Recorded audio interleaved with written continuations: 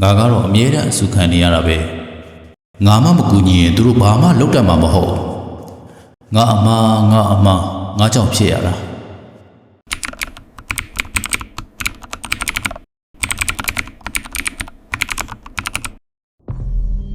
ကျွန်တော်တို့အားလုံးဟာကိုယ်တိုင်မသိလိုက်ဖေးနဲ့ဇလန်းတစ်ပုတ်ထဲမှာဇက်ကောင်တယောက်အနေနဲ့ပါဝင်သရုပ်ဆောင်မိနေတတ်ကြတယ်အဲ့ဒီဇလန်းကကိုယ့်ရဲ့ဘဝကိုတိတဆိတ်ဖြည့်ဆည်းနေတဲ့အရာတစ်ခုဖြစ်နေနိုင်ပါတယ်ဒီအကြောင်းကိုရှင်းပြဖို့မောင်လှဆိုတဲ့လူတစ်ယောက်ရဲ့အဖြစ်အပျက်လေးတစ်ခုကိုဥပမာအနေနဲ့ပြောပြခြင်းတယ်မောင်လှဟာအလုံးမှာ project တစ်ခုလုပ်နေရင်အမားတွေလုံးမိသွားတယ်မင်းဘလို့လှုပ်လိုက်တာလဲဒီလောက်လွယ်တာလေးကိုမှားရလားမင်းကြောင့်အခုအကုန်ဒုက္ခရောက်ကုန်ပြီမောင်လှတယောက်ဂျာကြီးကောတာခံလိုက်ရပါတော့တယ်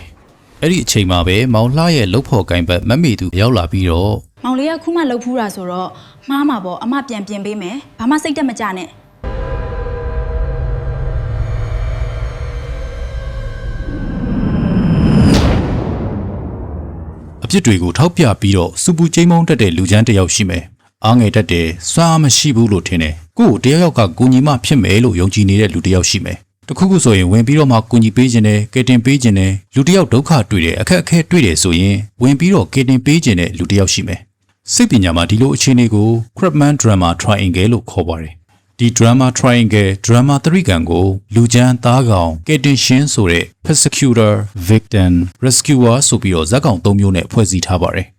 ဒီလိုဆက်ဆံရေးအခြေအနေတွေကိုလူတိုင်းနှီးပါးဟာတတိမထားမိဘဲနဲ့ဝင်ရောက်နေမိတတ်ကြတယ်ဒီလိုဆက်ဆံရေးအခြေအနေဟာဘယ်လောက်ထိအဆင့်အတောက်ဖြစ်စေတယ်ဘယ်လိုဆိုးကျိုးတွေဖြစ်စေနိုင်တယ်ပြီးတော့ဒီဆက်ဆံရေးတွေကနေလွတ်မြောက်အောင်ဘယ်လိုလုပ်ရမလဲဆိုတာတွေကိုနားလည်သွားဖို့အတွက်ဗီဒီယိုကိုအဆုံးထိလိုက်ပါကြည့်ရှုဖို့ဖိတ်ခေါ်ခြင်းပါတယ်ပထမဆုံးဒီဇက်ကောင်၃မျိုးရဲ့ဇာတ်ရိုက်တွေကိုတေချာလေ့လာကြည့်ကြမယ်နံပါတ်1 Victim လို့ခေါ်တဲ့သားကောင်ဇက်ရုပ်ရဲ့ဇာတ်ရိုက်တွေကတော့ကိုအမြဲတမ်းစွမ်းအားမဲတဲ့သူဆိုပြီးတော့ခံစားလေရှိတယ်ငါမလုံနိုင်ဘူးသူများကူညီမရမယ်ဆိုတဲ့စိတ်နေစိတ်ထားရှိတယ်တခြားသူတွေရဲ့တနာမှုကိုလိုချင်တယ်အခက်အခဲကြုံတိုင်းငါရဲ့ကံတရားကဆိုးလိုက်တာလို့တွေးပြီးတော့တစုံတစ်ယောက်ရဲ့အကူအညီကိုအမြဲတမ်းမျှော်လင့်နေတတ်တယ်နံပါတ်2လူချမ်းရဲ့ဇာတ်ရိုက်တွေကတော့အပြစ်တင်တာဝေဖန်တာတွေကနေတဆင့်ထိန်းချုပ်ခြင်းနဲ့အမှားသေးသေးလေးတွေကိုတော့မှလက်ညှိုးထိုးပြီးတော့အပြစ်တင်တတ်တယ်သူကိုယ်တိုင်ရဲ့အတွင်းစိတ်ထဲမှာလည်းမလုံခြုံမှုတွေစိုးရိမ်မှုတွေရှိနေတတ်တယ်သူကြောင့် victim လို့ခေါ်တဲ့သားကောင်ဇက်ရုပ်တွေပို့ပြီးတော့ဖြစ်လာစေတယ်နောက်ဆုံးတစ်ခု Kenshin Rescuer ဒီဇက်ရုပ်ကလူချမ်းနဲ့သားကောင်ကြောင့်ပေါ်လာတာဖြစ်ပါတယ်လူချမ်းကသားကောင်ကိုဖိနှိပ်နေတဲ့အချိန်မှာဝင်ပြီးတော့ကယ်တင်ပေးလိရှိတဲ့ဇက်ရုပ်ဖြစ်ပါတယ်Kenshin ဇက်ရုပ်နေရာကလူတွေဟာသူများကိုကူညီရမှကိုတန်ဖိုးရှိတယ်လို့ခံစားရတယ်သူတစ်ပါးရဲ့ပြဿနာတွေကိုအမြဲတမ်းဝင်ဖြေရှင်းနေရမှနေတာထိုင်တာရှိကြတယ်သူ့အပေါ်ကိုမိခိုးနေတာကိုလည်းသဘောကျတယ်ဒါပေမဲ့သူ့ရဲ့ဂျားဝင်ကယ်တင်မှုကြောင့်တစ်ဖက်လူဟာပို့ပြီးတော့အားနေသွားရတယ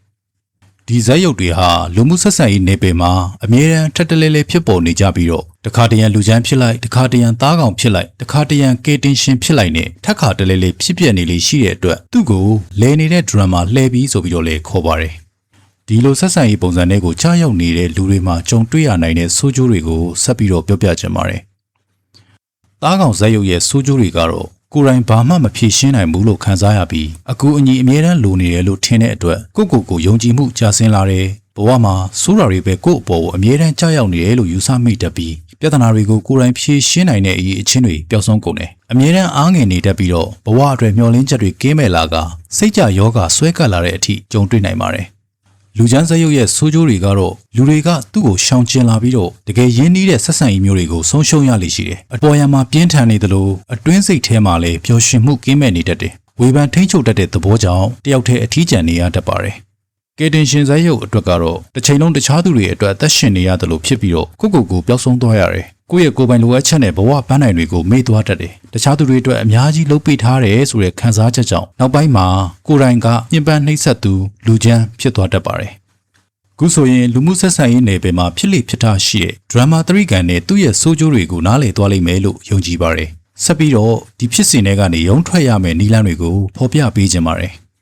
Drama 3 ကန်တွေကနေလွတ်မြောက်ဖို့အသုံးပြုရမယ့်နည်းလမ်းကတော့ The Winner's Triangle လို့ခေါ်တဲ့အောင်မြင်သူရဲ့3 ကန်ပဲဖြစ်ပါတယ်။သူ့ရဲ့အလုပ်လုပ်ပုံကလူချမ်းကနေစိန်ခေါ်သူသားကောင်ကနေဖြစ်မြောက်သူကယ်တင်ရှင်ကနေပံ့ပိုးကူညီသူအဖြစ်ပြောင်းလဲလိုက်တာဖြစ်ပါတယ်။ဒီ3 ကန်နှစ်ခုရဲ့ကွာခြားချက်ကတုံ့ပြန်မှုပုံစံမှာDrama 3 ကန်ကပြဿနာကိုဗဟိုပြုပြီးတော့အောင်မြင်သူရဲ့3 ကန်ကတော့အဖြေကိုဗဟိုပြုပါတယ်။ Drama 3 ကန်တွေကသားကောင်က ကိုအမြဲတမ်းစွမ်းအားမဲတဲ့သူဆိုပြီးတော့ယုံကြည်ရကနေတာဝန်ယူနိုင်စွမ်းရှိတဲ့စိန်ခေါ်မှုတွေကိုအခွင့်အလမ်းအဖြစ်မြင်တတ်တဲ့အောင်မြင်သူသတိကံတွေကဖြစ်မြောက်သူအဖြစ်ကိုပြောင်းလဲရမှာပဲဖြစ်ပါတယ်အပြစ်တင်တာဝေဖန်တာတွေကနေတဆင့်ထိန်းချုပ်ခြင်းတဲ့လူချမ်းကနေဒါကမင်းရဲ့စွမ်းဆောင်ရည်ကိုမြင့်တင်ပေးဖို့အခွင့်အရေးတစ်ခုဖြစ်တယ်မင်းဒီထက်ပိုကောင်းအောင်လုပ်နိုင်တယ်လို့ငါယုံနေစသဖြင့်စိန်ခေါ်သူအဖြစ်ကိုပြောင်းလဲရမှာဖြစ်ပြီးတော့သူတစ်ပါးရဲ့ပြဿနာတွေကိုအမြဲတမ်းဝင်ဖြေရှင်းပေးနေရမှနေတာထိုင်တာရှိတဲ့ကေတင်ရှင်ကနေယုံကြည်မှုတွေခွန်အားတွေဖြစ်လာစေဖို့လေးလေးစားစားတိုက်တွန်းပေးတတ်တဲ့ပံ့ပိုးကူညီသူအဖြစ်ပြောင်းလဲရမှာပဲဖြစ်ပါတယ်ဒီနေ့မျှဝေပေးခဲ့တာတွေကတော့လူမှုဆက်ဆံရေးနယ်ပယ်မှာအမြဲတမ်းထပ်တလဲလဲဖြစ်ပေါ်နေတဲ့ drama သတိကံအကြောင်းနဲ့ဒီသတိကံတွေကနေလွတ်မြောက်စေမယ့်နည်းလမ်းတွေအကြောင်းပဲဖြစ်ပါတယ်အကျိုးတစုံတရာရရှိသွားလိမ့်မယ်လို့ယုံကြည်ပါတယ်နောက်ထပ်ဗီဒီယိုတွေမှာပြန်လည်ဆုံတွေ့ကြဖို့မျှော်လင့်ပါတယ်အဆုံးထိကြည့်ရှုနားဆင်ပေးခဲ့ကြတဲ့အတွက်ကျေးဇူးအများကြီးတင်ပါတယ်